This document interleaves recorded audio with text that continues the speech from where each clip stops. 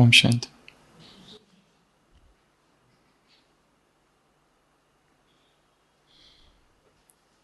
अपनी मृत्यु से पहले 1920s में एक महान लेखक डॉक्टर रसल कॉर्नेल ने एक कहानी कम से कम 6000 बार अपने भाषणों में अलग अलग जगह पर सुनाई और अलग अलग अर्थों से सुनाई। हमने भी बचपन में वो किताब छोटी सी पढ़ी थी जिसका नाम था एकर्स ऑफ डायमंड। उसके लेखक ने जैसे कहा, उस किताब में जो कहानी है वो 6000 से भी ज़्यादा बार वो एक ही कहानी सुनाई, अलग अलग जगह पर सुनाई, अलग अलग अर्थों से सुनाई। उस कहानी में एक किसान है। कहानी अफ्रीका के जंगलों की है और वो जो किसान है उसके पास एक खेत है। उसे पढ़ने का बहुत शौक है। उसने किताबों में सुना, पढ़ा और कईयों ने बताया भी कि अफ्रीका के किसी एक जगह पर, एक जंगल में हीरो की खान है। हीरे ही हीरे है। वो दिन रात इसी के बारे में सोचते रहता है कि मुझे वो हीरो की खान चाहिए, वो सारे हीरे मुझे चाहिए। और कई सारे किताबों में उन हीरो का वर्णन, लोगों के मुख से उन हीरो की चर्चा वो पढ़ते रहता था, सुनते रहता था। और एक बार नशा इतना उसको ज़्यादा हो गया कि उसने अपने खेत को बेच दिया। सारे पैसा जो भी था वो इकट्ठा किया और हीरो की उस खान को खोजने के लिए निकल पड़ा। ढूंढने लगा पूरी अफ्रीका, वो भटकता रहा, खोजता रहा, पर उसे वो हीरे नहीं मिले। और एक दिन फ्रस्ट्रेटेड, दुखी होकर, उदास होकर उसने आत्महत्या कर ली और वो मर गया। उसका पूरा जीवन उन हीरो की खोज में चला गया, पर हीरे नहीं मिले। जिस व्यक्ति को उसने अपना खेत भेजा था, कोई दूसरा किसान, वो किसान एक दिन अपने उस खेत में बैठा है और उस खेत के ही वहाँ से एकदम लग के एक छोटी सी नदी गुजरती है और वो किसान देखता है कुछ चमकीले पत्थर दिखाई दे रहे हैं और वो किसान उस नदी के पास जाता है। नदी सतही, बहुत ही कम पानी है उसमें, नीचे की ज़मीन दिखाई देती है, छोटी सी नदी है। वो उस पत्थर को उठाता है। वो पत्थर चमकीला है, बहुत बड़ा है। उसे लगता है ये किसी काम आएगा। उसे अपने घर लेके आके रख देता है। सोचता है जो घड़ी होती है उसमें कहीं वो पत्थर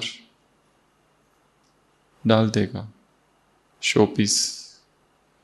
एक हफ्ते के बाद ये जो दूसरा किसान है उसका मित्र वहाँ आता है उसके घर, और जैसे ही उस मित्र की नज़र उस पत्थर पर पड़ती है वो कहता है ये तुमको कहाँ से मिला? वो कहता है ये तो यहीं से मिला, बाजू से। वो मित्र कहता है ये कोई साधारण पत्थर नहीं है, ये इस देश का सबसे बड़ा हीरा है और सबसे कीमती पत्थर है।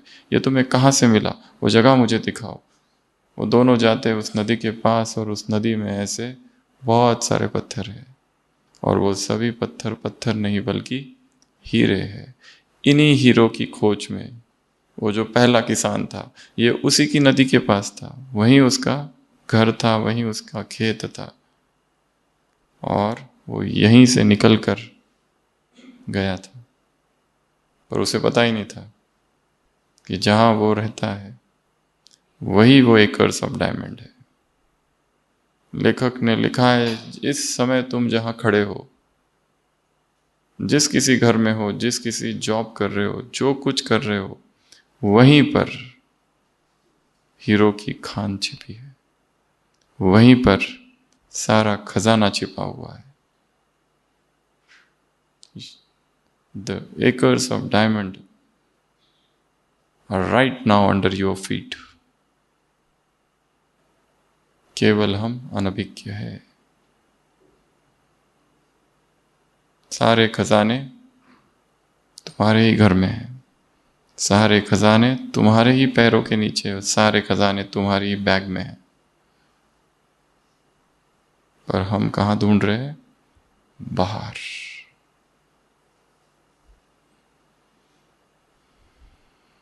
और जो खजाने हमारे पास है वो सूक्ष्म है, अदृश्य खजाने हैं, स्थूल नहीं है। उन्हें कोई चुरा नहीं सकता।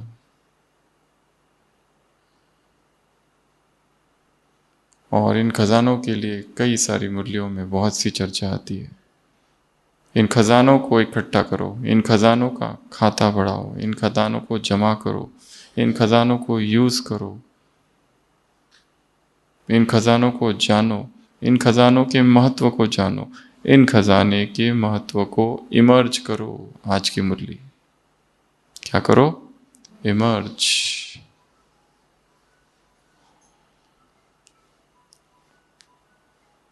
ये खजाने तुम्हारे ही है, और जो तुम्हारे पास है और किसी के भी पास नहीं है। इसलिए तुम कौन हो इस दुनिया में?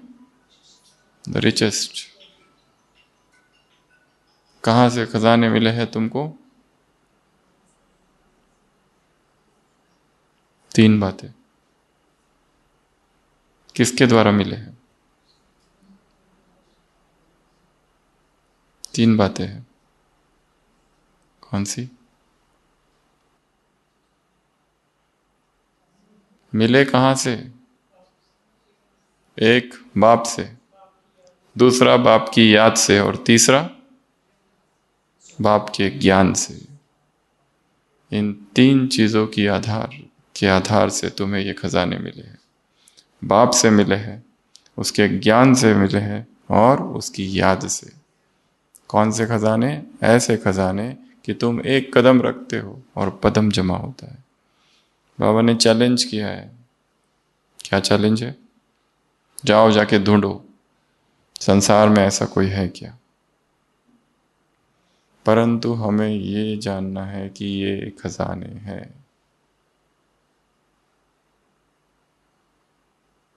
और संसार जिसे खजाना समझता है वो वास्तव में खजाना नहीं है। महाराष्ट्र के संत थे तुकाराम महाराज। उनके जीवन में वर्णन है कि उनके दुश्मन बहुत कोशिश करते हैं कि वो गाए ना, वो गीत ना लिखे, सब कुछ करते हैं, पर जब सब तरह से विफल होते हैं तो सीधा शिवाजी महाराज के पास जाते, कंप्लेंट करते कि ये व्यक्ति धर्म भ्रष्ट कर रहा है, आप आकर कुछ करो। वो आते हैं, परंतु झाड़ियों के पीछे छुप के खड़े रहते हैं, और उनके जो मंत्री और सिपाही है वो जाते हैं और कहते हैं, तब तुकाराम घर पर नहीं है, उनकी पत्नी है, बच्चा और बेटी और बेटा है। वो कहते हैं शिवाजी महाराज ने नजराना भेजा है, हीरे, सब कुछ, कपड़े। वो पत्नी पहले से ही बहुत दुखी है। वो कहती है मेरा पूरा संसार नष्ट कर दिया है इसने। दिन रात उसके पीछे पड़ा रहता है, जो वो कुछ करता नहीं। इतने खुश हो जाते हैं और पहन लेते सारा, कपड़े पहनते, ये पहनते, वो पहनते, और तब तक ही आते हैं फिर तुकाराम। वो कहते हैं देखो हमारे पास ये सब आ गया है। तो वो क्या करते हैं? वो एक एक आभूषण जो पत्नी ने पहने उसके गले से निकाल के नीचे डालते हैं और कहते हैं ये विष है।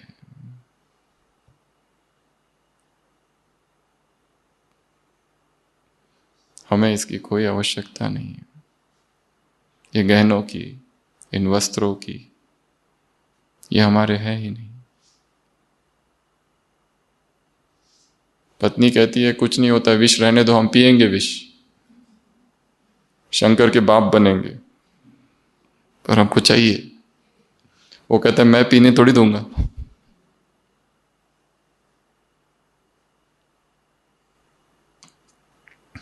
और तब वो मंत्री सिपाही कहते हैं ये आपके लिए भेजा है खास। वो कहते हैं मुझे चाहिए ही नहीं। वो कहते हैं आप चलो महाराज के पास।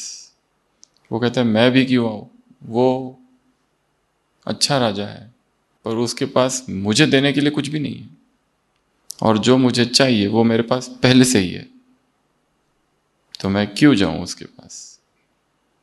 और तब झाड़ियों के पीछे शिवाजी महाराज जो होते वो आते, और उनमें भी वैराग उदय हो जाता है। वो कहता है कि मैं अभी नहीं जाऊंगा वापस। हृदय में बैठे माया मोह के अंधकार को मिटाना ही जीवन का लक्ष्य है। वो किलों को जीत कर मैं क्या करूं, उन शत्रुओं को हरा कर मैं क्या करूं, मुझे तो हृदय का जो किला है, इस किले के अंदर जो दुश्मन है उनको हराना है। उनको वैराग आ जाता है, पर वो उनको फिर समझाते हैं कि नहीं तुम्हारा कर्तव्य वो है, वगैरह वगैरह। तो कहने का भाव, जो प्रभु प्रेम में डूबे हुए हैं उनके लिए वो प्रभु ही खजाना है, उसका ज्ञान ही खजाना है, उसकी याद ही खजाना है। इस मुरली में 7 खजानों का वर्णन है। कौन कौन से? पहला समय, समय टाइम, टाइम मैनेजमेंट। दूसरा श्रेष्ठ संकल्प। तीसरा शक्ति, गुण, ज्ञान, श्वास, और लास्ट में एक खजाने का वर्णन है विस्तार से, बोल। बोल कैसे? उसमें 2 बातें देखी जाती है, भाव और भावना। भाव कैसा? शुभ। और भावना कैसी? क्या लिखा है मुरली में? भाव कैसा और भावना कैसी? श्रेष्ठ क्या है?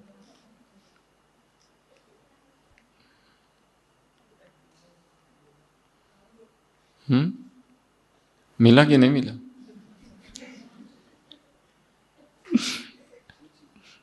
ओपन बुक एग्जाम, अभी ऐसा कॉन्सेप्ट आ रहा है स्कूल्स में। बच्चे अपनी किताबें खोलकर पेपर दे सकते हैं। तो बोल में 2 बातें देखी जाती है, एक भाव और दूसरा भावना। भावना कैसी हो? श्रेष्ठ भावना। और भाव कैसा हो? आत्मिक भाव हो, भाव आत्मिक। और ये छोड़कर अगर नहीं है और कुछ और है, क्या क्या? 3 बातें, ईर्ष्या, हसद, और तीसरा घृणा। एक है ईर्ष्या जिसको कहते हैं जेलसी, एक है हसद जिसको कहते हैं एनवी, और तीसरा है घृणा, डिसलाइक।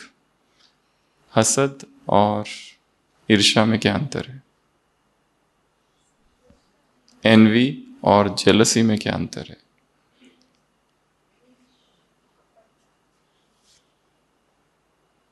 दोनों का एक अर्थ तो पक्का है कि दूसरे जब आगे जाते हैं या दूसरे के पास जो है वो हमारे पास नहीं है, उसके वजह से उत्पन्न होने वाला भाव। पर दोनों में एक सूक्ष्म अंतर है, जेलसी और एनवी में। जेलसी ज्यादा निगेटिव है, एनवी में एक और चीज ऐड है, एडमायरेशन, हेवा। उसमें एक चीज एडिशन है कि किस उस व्यक्ति के प्रति रिस्पेक्ट भी है थोड़ा, परंतु दुख भी है कि मेरे पास क्यों नहीं है वो चीज। तो वो थोड़ा सा कम निगेटिव है। जेलसी 100% नेगेटिव, उसको गिराना है कैसे भी करके। तो बाबा ने कहा बोल में भाव, आत्मिक भावना श्रेष्ठ। ये हो गया बोल, और बोल के खजाने भी व्यर्थ ना हो। इसी मुरली में बाबा ने कहा 1 घंटे में चेक करो। वो संकल्प के लिए कहा, पर सारे खजानों के लिए हो सकता है। तो सबसे पहला खजाना समय, टाइम वेस्ट ना हो। इसके लिए क्या करो, सुबह ही प्लानिंग बनानी है। बाबा ने कहा अमृत वेला ही तिलक ले लो। संकल्प वेस्ट ना हो। वेस्ट तो होते नहीं है, पर बाबा ने कहा साधारण हो जाते, व्यर्थ वाले ज्यादा चलते। तीसरा खजाना शक्तियां। शक्तियों को क्या करो, बढ़ाओ, कार्य में लगाओ। इसी मुरली में कहा है प्लान प्रैक्टिकल। वादे करते हैं परंतु कर्म में नहीं आता है, संकल्प और कर्म। अमृत वेले बाबा से वादे करते हैं। बाबा के पास क्या है वतन में, अलौकिक टीवी है, उसमें सब दिखता है, पर बाबा दिन भर नहीं देखते। समटाइम्स चेक करते हैं खजाने किसने कितने बढ़ाए। शक्तियों को बढ़ाना है, ज्ञान को बढ़ाना है, गुणों को बढ़ाना है, और छठवां खजाना श्वास, श्वासोश्वास याद। वैसे श्वास और समय कई कई मुरलियों में एक ही बताया गया, यहाँ समय अलग और श्वास अलग बताया है। और सातवां बोल। तो ये 7 खजाने हैं, इनका क्या करो, जमा करो। इनको क्या करो, बढ़ाओ। इनको क्या करो, महत्व को समझो। इनको क्या करो, इमर्ज रूप में रखो। इनको क्या करो, प्रैक्टिकल में लाओ, व्यर्थ नहीं गवाओ। इस खाते को बाबा ने आज चेक किया। और इस मुरली में 2 प्रकार के दर्पणों की चर्चा है। कौन से,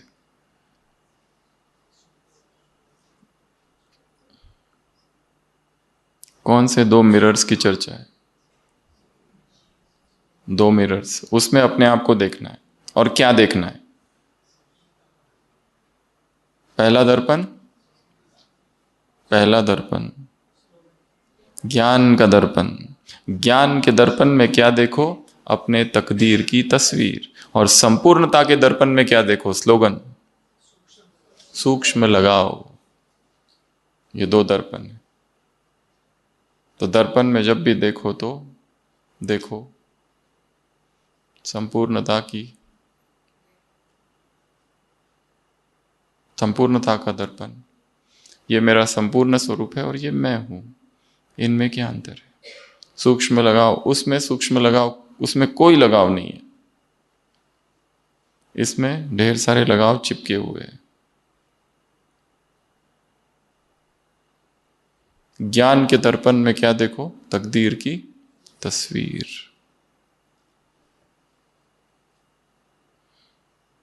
जब भी आईना देखो तो ये अभ्यास किया जा सकता है कि जो दिख रहा है उसको नहीं देखना, और क्या देखना, मेरा संपूर्ण रूप कैसा है, और उसमें और इसमें क्या अंतर है। 1 सेकंड के लिए यह संकल्प लाया जा सकता है कि जो दिख रहा है वो मेरा संपूर्ण स्वरूप है, परंतु मुझे अभी वहां तक पहुंचना है। और एक दूसरा उसी से जुड़ी हुई बात जो मुरली में नहीं है, जब अपने आप को देखो तो अपने आप को स्वीकार करना। क्या करना, एक्सेप्ट योर सेल्फ। जो भी हूं, जैसा भी हूं, मुझे मैं पसंद हूं, और उसको रिफाइन करते जाना है। जैसे एक वृद्ध महिला थी, उसने अचानक एक दिन आईना देखा तो पाया कि उसके केवल 3 ही बाल बचे। तो उसने सोचा ठीक है, कोई बात नहीं, बाल तो संवारने तो पड़ेंगे। बाल संवारती है और सारा दिन उसका खुशी में बीत जाता है। 1 हफ्ते के बाद देखती है तो 2 ही बाल बचे हैं। सोचती है अभी कुछ तो करना पड़ेगा, तो आधे इधर आधे इधर, बीच से ऐसा। उसके अगले दिन देखती है तो 1 ही बाल बचा है। कहती है अब क्या करूं, चलो कोई नहीं, 1 ही बाल की चोटी बना लेती हूं। फिर अगले दिन देखती है तो एक भी बाल नहीं, सोचती अच्छा हुआ रोज रोज की बाल बनाने की झंझट से मुक्त हुई। और फिर सारा दिन भर खुशी में जाता है उसका, चाहे 3 बाल है या 2 है या 1 है या नहीं है, अपने आप को स्वीकार किया है और सारा दिन कैसा गया, खुशी।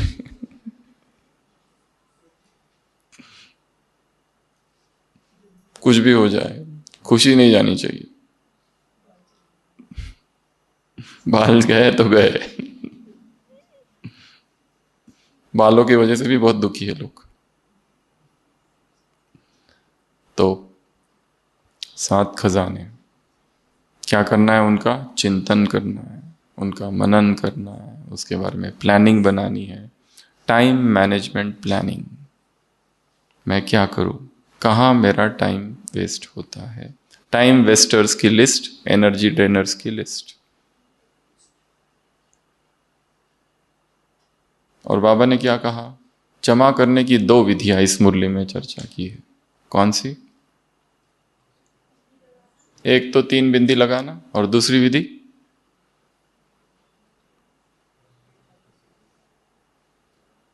दूसरी विधि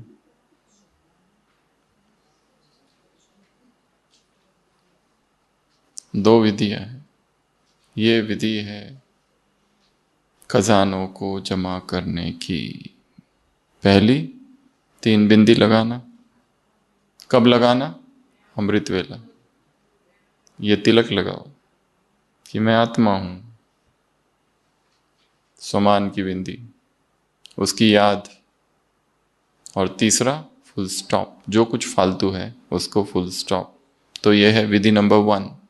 अब विधि दूसरी कौन सी है, जिसके आगे वाक्य बाबा ने कहा कि ये इससे खजाने बढ़ेंगे, खजाने जमा होंगे, जमा का खाता जमा होगा। कौन सा? ओपन बुक एग्जाम में तो और ही मुश्किल है। रूहानी नशा मैं कौन? कौन सा नशा? ये रूहानी नशा निरंतर रहे कि मैं कौन हूं। बस इतना भी रहा तो सारे दिन भर क्या होते रहेगा, खजाना जमा होते रहेगा। इसलिए बीच बीच में जब आईना देखो तो याद करना मैं कौन। बीच बीच में याद करते रहना मैं कौन, मैं कौन, मैं कौन, मैं कौन।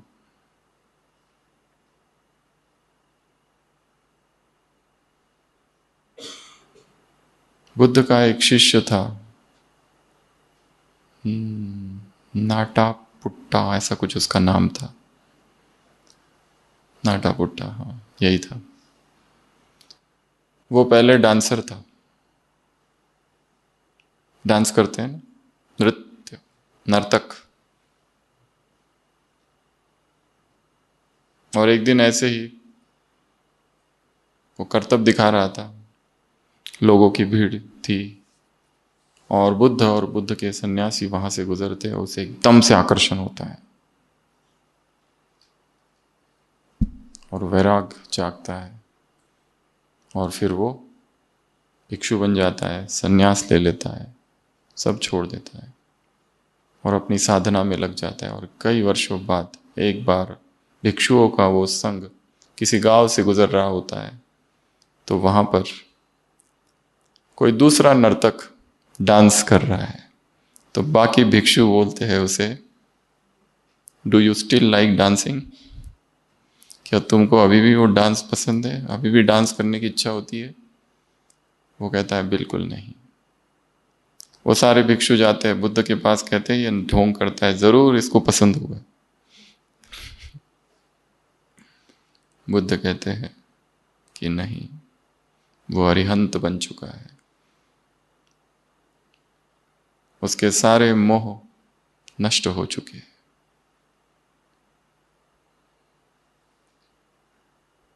ऐसे इतिहास में इतने उदाहरण हैं कि लोगों ने, जिसमें वो पहले डूबे थे, जैसे ही नया जीवन चालू हुआ, पुराने का नाम निशान नहीं रहा।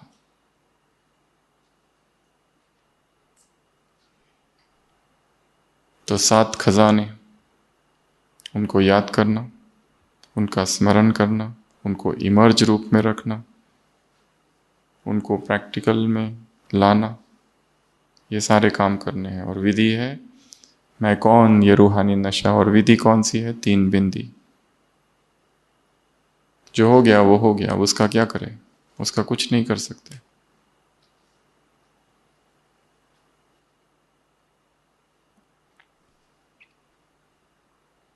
पास्ट को हम नहीं बदल सकते, जहां खड़े हैं बस वहीं से चालू करना है। तो मुरली में ये बातें, उसके बाद और क्या क्या है इस मुरली में? बाबा ने कहा ब्राह्मण जीवन कौन सा जीवन है? अलौकिक जीवन है, मजे का जीवन है। इसमें मुश्किल कहाँ से?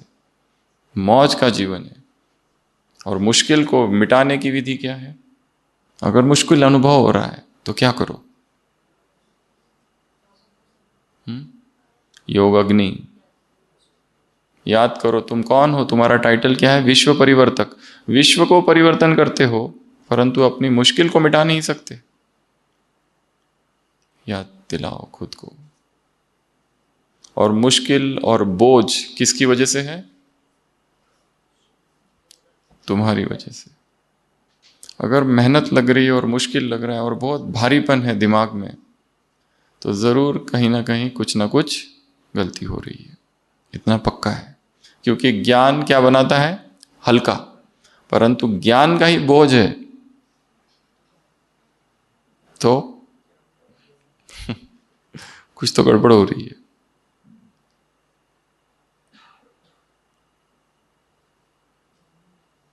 तो बाबा ने कहा ये अलौकिक जीवन है, ये मौजों का जीवन है, ये मुश्किल जीवन नहीं है, ये सहज जीवन है। असंभव शब्द क्या ब्राह्मणों की डिक्शनरी में नहीं है। और बच्चे 3 बहाने बनाते हैं बाबा के पास। कौन से बहाने? कौन से बहाने? सबने पढ़ी है मुरली या केवल सुनी है? केवल सुनी है तो कुछ याद नहीं रहेगा, पढ़ा है तो थोड़ा थोड़ा पकड़ में आएगा। अगर चिंतन किया है तो वो जीवन बन जाएगा, अंदर घुसे रहेगा। और उसको फिर से रिवाइज किया है, सुबह सुना, फिर पढ़ा, फिर उसका चिंतन किया, और थोड़ा सा गैप देने के बाद उसको फिर से रिवाइज किया, तो वो 1 हफ्ता तक तो चलेगा। 1 हफ्ते के बाद again next revision. Last Sunday क्या था? आज्ञाकारी कुमार। कुमारों पर मुरली थी ना। कुमार अर्थात आज्ञाकारी, कुमार अर्थात विघ्न विनाशक, कुमार अर्थात सूक्ष्म सेवाधारी, कुमार अर्थात मनन करने वाले, कुमार अर्थात मनन पहला पॉइंट था, आज्ञाकारी दूसरा।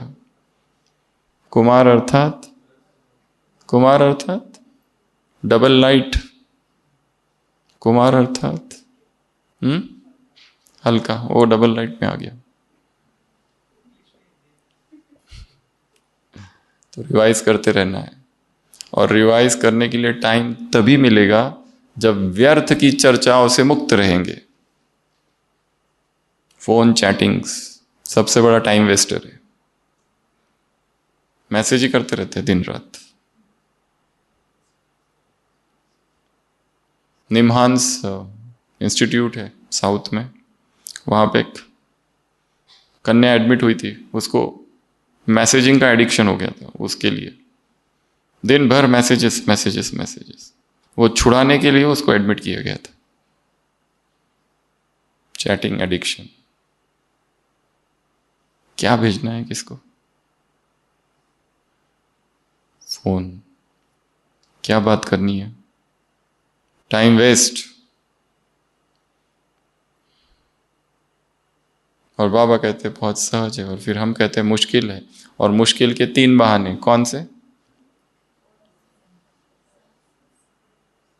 बहाने कौन कौन से? करेंगे देखेंगे, ये बहानों में नहीं है। वायुमंडल ही ऐसा था, हिसाब किताब है। और तीसरा क्या करे? हंस बगुलों के साथ रहना, हंस बगुल एक साथ है। ये 3 बताए ना, ये है बहाने। बाबा आपको पता नहीं, परिस्थिति ऐसी थी, वायुमंडल ही ऐसा था, विकारों की आंधी चल रही थी। और तीसरा,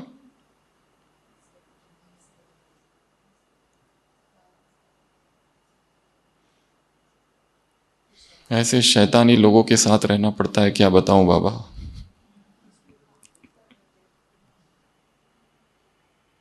आत्मा के द्वारा, प्रकृति के द्वारा, और किसके द्वारा विघ्न आएंगे?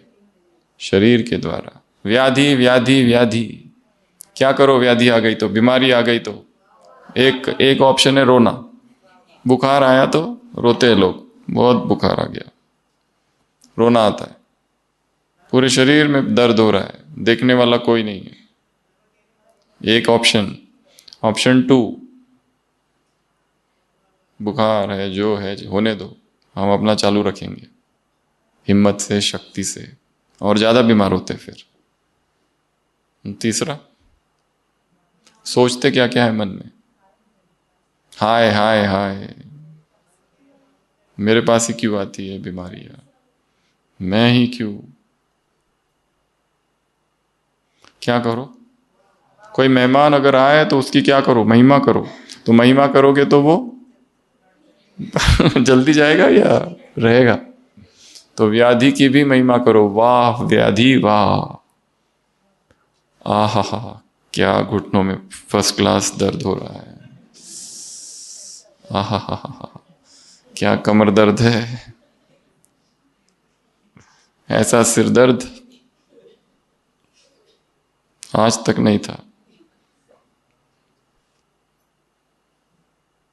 उनसे तंग नहीं होना है, दुखी नहीं होना है। वो आई है, चली जाएगी। ये संसार में सब कुछ अनित्य है, विकार भी अनित्य है, बीमारियां भी अनित्य है, आएगी और जाएगी। मैं अलग हूं, मैं डिटैच्ड हूं। रामकृष्ण परमहंस को थ्रोट कैंसर था, इतनी पीड़ा होती थी, कुछ खाना पीना बंद हो गया था, लिक्विड भी नहीं ले पाते थे। पहले सॉलिड नहीं ले पाते थे, फिर लिक्विड नहीं ले पाते थे, थ्रोट कैंसर। सारे भक्त इकट्ठे हुए, नरेंद्रनाथ, सारे राखाल। उन्होंने कहा, ठाकुर तुम ऐसे क्यों नहीं करते कि अपनी मां को क्यों नहीं कहते कि इसको ठीक करो, या आप अपनी योग शक्ति सारा फोकस यहां कर दो, ये ठीक हो जाएगा। वो कहते हैं, मेरा मन मेरा चित्त निरंतर उस ईश्वरीय याद में रहता है, मैं वहां से मन को निकाल कर इस तुच्छ शरीर पर लगाऊं, और वो भी इस तुच्छ तरीके शरीर की ये तुच्छ बीमारी के लिए, ये मेरे से हो ही नहीं पाएगा। It's not possible for me.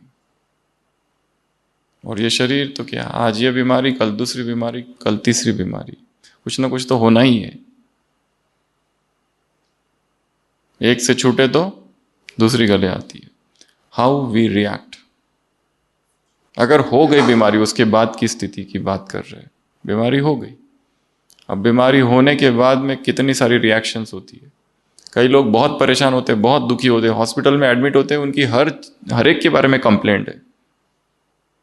Covid के समय 2 लोग एडमिट हुए थे एक ही साथ आइसोलेशन में, और एक जो थी उसकी इतनी कंप्लेंट्स थी, इतनी कंप्लेंट्स थी, सब कुछ ही खराब है। और जो दूसरी थी, वो पहले ही दिन से इतनी खुश, हाँ ये भी मिल रहा है, वो भी मिल रहा है, ये भी अच्छा है, एक ही साथ है, एक ही कमरे में 2। उसकी ढेर सारी कंप्लेंट्स, एक की एक भी कंप्लेंट नहीं। जाते समय ग्रेटिट्यूड लेटर भी लिख के गई। और दूसरी जो थी, जो पहली, इतनी कंप्लेंट्स, दरवाजे भी ठीक नहीं है, लिफ्ट भी काम नहीं करती है, दरवाजे की साइज भी छोटी है, हर चीज में कंप्लेंट थी उसकी। माइंडसेट। तो बीमारी अगर आ जाए तो क्या क्या सोचेंगे, ये एक टॉपिक है, अच्छा इसके ऊपर लिख सकते हैं चिंतन। बीमारी आ गई, एक तो है कि आना ही नहीं चाहिए, ऐसी दिनचर्या, ऐसा खान पान वगैरह वगैरह, पर वो सब छोड़ो, आ गई, अब क्या करेंगे? आज डायग्नोज हो गया, कैंसर है। कौन सी स्टेज है, क्या स्टेज है, अभी आगे की जांच कल से चालू होगी। अब आज की रात है और अमृत वेला है, क्या करेंगे?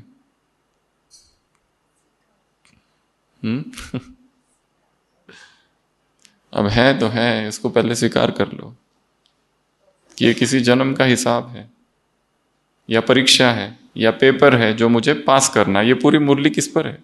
पास with honour. Pass with honour के लिए खजाने जमा चाहिए, इन खजानों को फिर बढ़ाओ, इन खजानों को बढ़ाने की फिर विधि, ऐसी पूरी मुरली है। तो कहाँ गया सारा खजाना? कितने संकल्प, कितने संकल्प, क्या होगा, क्या हो गया, ऐसा क्यों हुआ, वैसा क्यों हुआ, ऐसा क्यों, वैसा क्यों, हजारों प्रश्न। स्वीकार ही नहीं कर पाती आत्मा कि ये हो गया है। डॉक्टर शॉपिंग, इधर से उधर, उधर से उधर, उधर से उधर, उधर से उधर, उधर से उधर, उधर से इधर, आश नहीं छूटती। विदेश की स्टोरी है, एक पेशेंट है, बूढ़ा हो गया है, कैंसर है और पूरे शरीर में कैंसर फैल गया है। डॉक्टर सब समझाते हैं उसको कि अब कुछ नहीं हो सकता है, जो है वो है, जो करना था हम लोगों ने कर दिया। और आपकी कोई इच्छा है? वो कहता है यस, सेकंड ओपिनियन।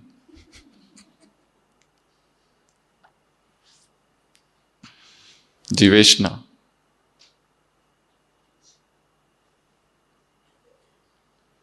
तो बाबा ने कहा व्याधि आ जाए तो क्या करो?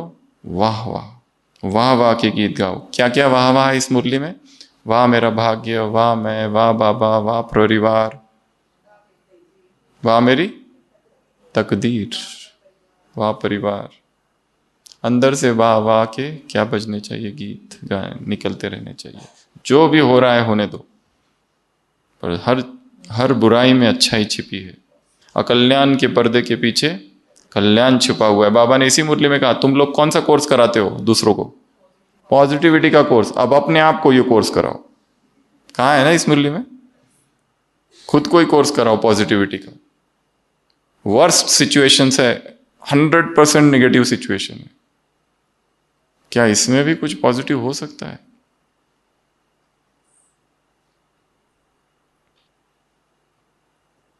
तो बीमारी आ जाए तो गुनगुन गीत गाओ, बीमारी आए तो उसको एक्सेप्ट करो, बीमारी आए तो जो ट्रीटमेंट चालू हो जाए उसको भी प्रेम से स्वीकार करो, और बीमारी आ जाए तो संपूर्ण निश्चय से, फेथ के साथ कि ये मैं गोली जो खाऊंगा जो मेरी सारी बीमारी को ये ठीक कर देगा, इस संकल्प के साथ।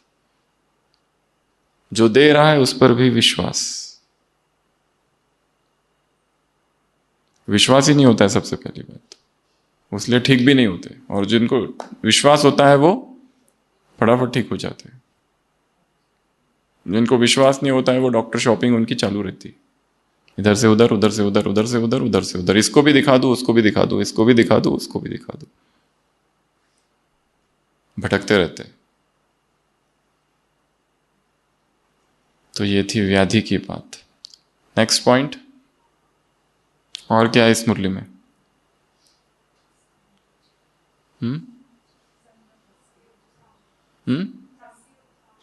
प्राप्तियों का, प्राप्तियों को सामने रखो, खजानों को इमर्ज रखो। इसके अलावा नेक्स्ट पॉइंट, बाबा ने कहा भाषण अगर तुमको देने का कहो कितना देर करोगे? 1 घंटा तो बहुत कम है, उससे भी ज्यादा कर सकते हैं। बाबा ने किसी मुरली में कहा है बच्चे मेरे से भी अच्छा भाषण करते हैं, और बाप बच्चों के भाषण को सुनते हैं, यह भी कहा है एक मुरली में। वो वहीं पे कहा है कि अपना कोर्स खुद कराओ आप। अगला, और क्या है इस मुरली में? हाँ, यहाँ पे थोड़ा चेंज कर दिया, समय के विषय में कहा, परंतु एक तरफ समय, एक तरफ बाप, एक तरफ समय टीचर, एक तरफ बाप टीचर, एक समय मास्टर, बाप मास्टर, एक तरफ समय रचता शिक्षक मास्टर, एक तरफ बाप रचता मास्टर, या तुम रचता। समय का इंतजार नहीं करो। और इस मुरली में जो हमेशा आता है वो वापस आया है, लॉन्ग स्टैंडिंग एफर्ट्स, अर्थात लंबे समय का पुरुषार्थ। एक दो दिन से नहीं होगा, लॉन्ग स्टैंडिंग।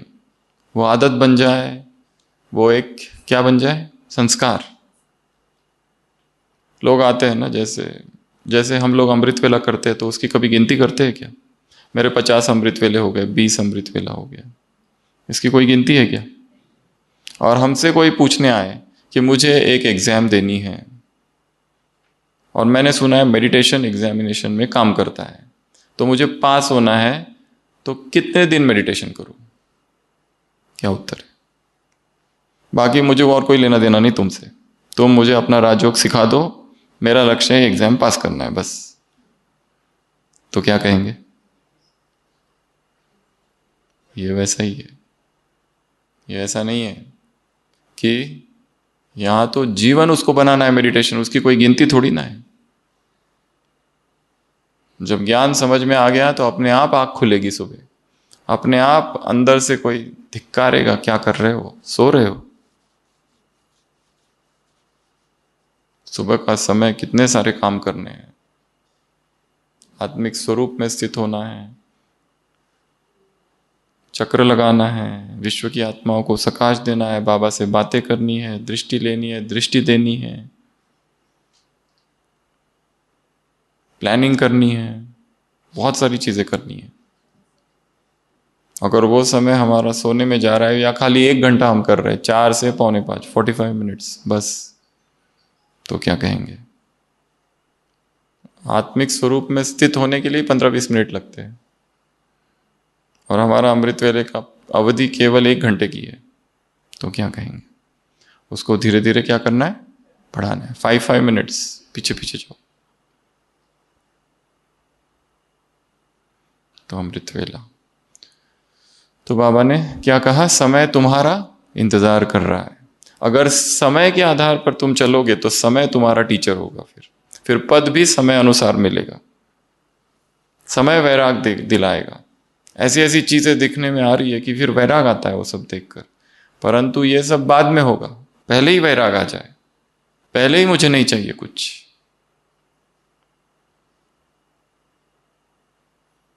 हमारे ओपड़ी में एक साधु महाराज आते थे, अभी तो शरीर छोड़ दिया उन्होंने। तो हमने एक बार उनसे ऐसे ही पूछा था, वो थे 80 वर्ष के। हमने कहा आपने सन्यास कब लिया? तो उन्होंने कहा जब मैं 60 वर्ष का था तब। उन्होंने कहा क्यों लिया? क्यों लिया मतलब? उन्होंने कहा पत्नी थी, वो मर गई, खाने पीने की भी व्यवस्था नहीं हो पा रही थी, तो आश्रम अच्छा था, सोचा सन्यास ले लूं, तो फिर सन्यास ले लिया।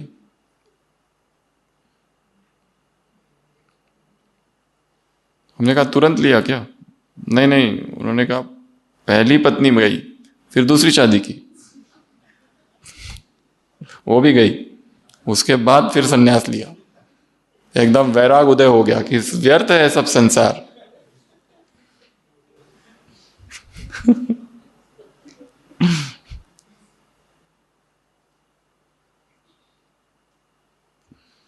समय शिक्षक, सारा ज्ञान मुरलियों में है। ज्ञान के खजाने को बढ़ाने के लिए क्या करना पड़ेगा? पहले तो पढ़ना पड़ेगा। मुरलियों को निकालो, धूल खाती बैठी हुई है किताबें को बाहर निकालो। खरीद के तो रखिए बुक्स, पर वो क्या कह रही है, हमारा करना क्या है, क्यों खरीदा था?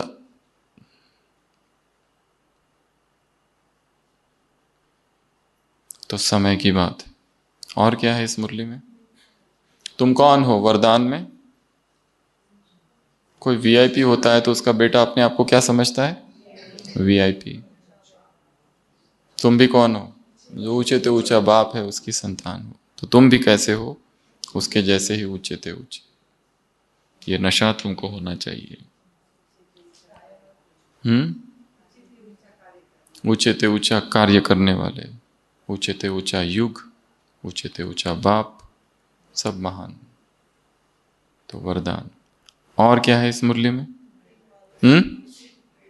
ड्रिल। ड्रिल है, ड्रिल। कौन सी ड्रिल? माइंड कंट्रोल हो। 1 सेकंड की ड्रिल, 1 सेकंड में क्या बन जाओ? परम धाम निवासी। परम धाम में बीच बीच में जाके आना चाहिए, नहीं तो कभी कभी अचानक कभी जाओगे हफ्ते में 1 या 2 बार तो सब अनजाना सा लगेगा, क्या है ये। रोज आना जाना चालू रहना चाहिए ताकि जगह क्या हो, एक्वेंटेड, यू नो, ये है, रास्ते पता रहेंगे कहाँ से जाना है। अभी भी तो आत्माएं हैं ऊपर, तो परम धाम का बीच बीच में चक्कर, और वो कितना टाइम में? 1 सेकंड में माइंड कंट्रोल, परम धाम निवासी हो जाओ। ये ड्रिल ही सबसे इंपॉर्टेंट है। 1 सेकंड में शरीर से डिटैच्ड, 1 सेकंड में आवाज से परे, 1 सेकंड में व्यक्त से अव्यक्त, 1 सेकंड में अभी अभी सेवा कर रहे, अभी भी आवाज में, अभी भी भाषण दे रहे, ये कर रहे, वो कर रहे, एकदम हजारों लोगों के बीच में है, पब्लिक सेक्टर में है, बहुत बोलना पड़ रहा है, सब कुछ है, और फिर अगले ही मोमेंट चुप, स्टैचू, किसी से कोई मतलब नहीं, सेवा हो गई, फुल स्टॉप। ये प्रैक्टिस करनी है। आवाज में, आवाज से परे जाने की भी प्रैक्टिस चाहिए, तो वो दूसरी वाली भी चाहिए, आवाज में आने की, क्योंकि परे जाने के बाद फिर इच्छा नहीं होती है, वो भी प्रैक्टिस चाहिए। शरीर से बाहर जाने की और वापस आने की भी चाहिए, बोथ, बाह्य मुक्ता की भी तो अंतर्मुक्ता की भी। केवल अंतर्मुखी होकर रहने से काम नहीं होगा, आवश्यकता पड़ने पर बाह्यमुखी, फिर अंतर्मुखी, बाह्यमुखी, अंतर्मुखी, अंतर्मुखी होकर बाह्यमुखी बनो, किसी मुरली में कहा है बाबा ने। और क्या है इस मुरली में? हाँ, 3 विंग से बाबा मिल रहे हैं। एक तो बिजनेस, इंजीनियरिंग, साइंटिस्ट, और तीसरा रूरल। रूरल को बाबा ने क्या कहा? Ruler, tongue twister. Rural wing वाले कौन है? रूलर।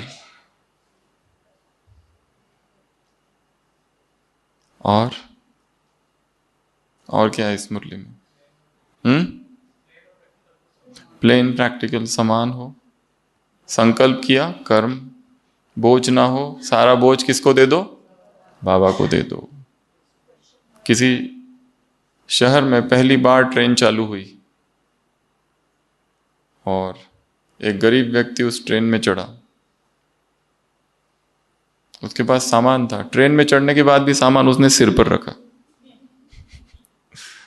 तो उसको कहा कि नीचे रख दो। बोले क्यों अननेसेसरी बोझ दूं मैं ट्रेन पर, जब मैं यहां रख सकता हूं, ट्रेन पर क्यों मैं अपना अलग एक्स्ट्रा बोझ डालूं सामान का। बाबा ने क्या कहा? बोझ मुझे दे दो, पर कैसे दे? देने की विधि क्या है? वो स्थूल तो है नहीं, ये लो, हाँ, पर ये विधि हो सकती है, स्थूल बना दो उसको, ये किया जा सकता है ना। स्थूल क्या कर दो? बना दो। एक एम्प्लॉय था, वो बहुत मेहनत से काम करता था और पूरे दिन भर कुछ कुछ होते रहता था। एक दिन उसका जो मालिक था ज़्यादा ही लेट हो गया, तो मालिक ने कहा तुम मेरी गाड़ी में बैठो, मैं तुमको छोड़ देता हूँ, मेरा घर वहीं से आगे है। तो वो मालिक उसको अपनी कार में बिठाता है और ले जाता है। बीच में उसका घर आता है और वो व्यक्ति जाता है, पर जाने से पहले, दरवाजा खटखटाने से पहले, मालिक अभी कार में ही बैठा है, देख रहा है। वो क्या करता है? वहां एक झाड़ है, वहां पे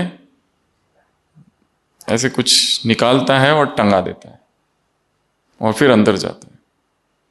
मालिक को बहुत आश्चर्य होता है, व्हाट वाज दिस।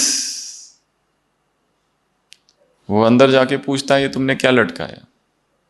वो कहता है वो मेरा ट्रबल ट्री था। कौन सा ट्री? Trouble tree. मेरी जो भी टेंशन होता है ना दिन भर, मैं घर में क्यों ले जाऊं? वो झाड़ को बाहर रखा है तो जो भी मेरी चिंता है होता है मैं सब उसमें लटका देता हूँ, फिर अंदर जाता हूँ। तो उसने क्या किया है कि इमेजिनेशन क्रिएट किया, एक ट्रबल ट्री।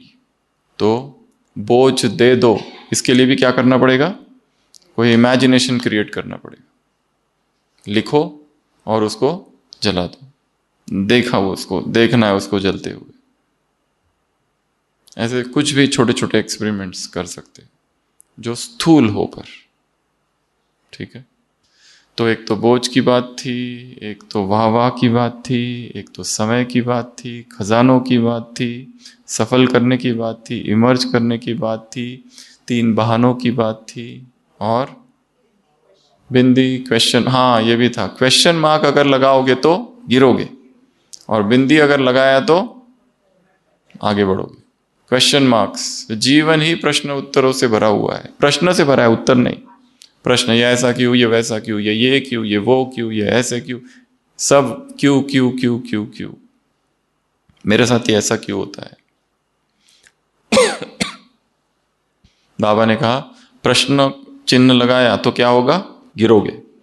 बिंदी, full stop, no discussion, no debate, no argument, बस फुल स्टॉप। अब उसको सिद्ध नहीं करना है, उसकी जिद नहीं करनी है, कुछ नहीं, जस्ट मूव अहेड। तो ऐसे सर्व खजानों के अधिकारी आत्माओं को, ऐसे फालतू को फुल स्टॉप लगाने वाली आत्माओं को, ऐसे 3 बिंदी लगाने वाली आत्माओं को, ऐसे रिचेस्ट, ऐसे हाईएस्ट, ऐसे भाग्यवान आत्माओं को, ऐसे रूहानी नशे में रहने वाली आत्माओं को, ऐसे ऐसे खजानों को बढ़ाने वाली आत्माओं को, खजानों का खाता जमा करने वाली आत्माओं को, ऐसे वायदा निभाने वाली आत्माओं को, वायदे को कर्म मिलाने वाली आत्मा, ब्राह्मण जीवन में खुद को ही पॉजिटिविटी का कोर्स कराने वाली आत्माओं को, ऐसे बोझ मुक्त आत्माओं को, अपने अलौकिक दर्पण में अपने तकदीर की तस्वीर देखने वाली आत्माओं को, ऐसे संपूर्णता के दर्पण में अपने सूक्ष्म लगाव को चेक करने वाली चेक कर मुक्त होने वाली आत्माओं को, ऐसे ऐसे 5 फाइल को खत्म, बाप दादा के पास फाइल से सर, ये भी कहा है बीच में, हाँ, भस्म करने वाली आत्माओं को, ऐसे तकदीर का हो गया, ऐसे ऐसे सदा मौज में रहने वाली आत्माओं को, ऐसे मुश्किल योगी नहीं सहज योगी आत्माओं को, ऐसे फुल स्टॉप हो गया, ऐसे बोझ बाबा को देना हो गया, ऐसे खुद को वीआईपी, वीआईपी के जो बेटे होते हैं खुद को वीआईपी समझते हैं, तो ऊंचे से ऊंचे बाप की ऊंची थी ऊंची संतान समझने वाली आत्माओं को, ऐसे प्लान प्रैक्टिकल हो गया, ऐसे ऐसे वाह वाह करने वाली आत्मा को, बीमारी आ जाए तो वाह बीमारी, वाह वाह डायबिटीज, वाह वाह ब्लड प्रेशर, वाह विश्व परिवर्तन का ठेका लेके रखा है तुमने, तो मुश्किल को हटा नहीं सकते, वाह एक बाल भी अगर हो तो भी क्या, तो भी खुश रहने वाली आत्माओं को, और सारे बाल अगर चले गए तो भी एकदम खुशियों में खग्गी मारने वाली आत्माओं को, बाल तो आज है कल चले जाएंगे, कदम में पदम जमा करने वाली आत्माओं को, ऐसे परम धाम, 1 सेकंड में परम धाम निवासी बनने वाली आत्माओं को, ऐसी ड्रिल करने वाली आत्माओं को, असंभव जिनकी डिक्शनरी में शब्द है ही नहीं, ऐसे ब्राह्मण आत्माओं को, ऐसे पास विथ ऑनर होने वाली आत्माओं को बाप दादा का याद प्यार, गुड नाइट और नमस्ते। हम रूहानी बच्चों की रूहानी बाप दादा को याद प्यार, गुड नाइट और नमस्ते।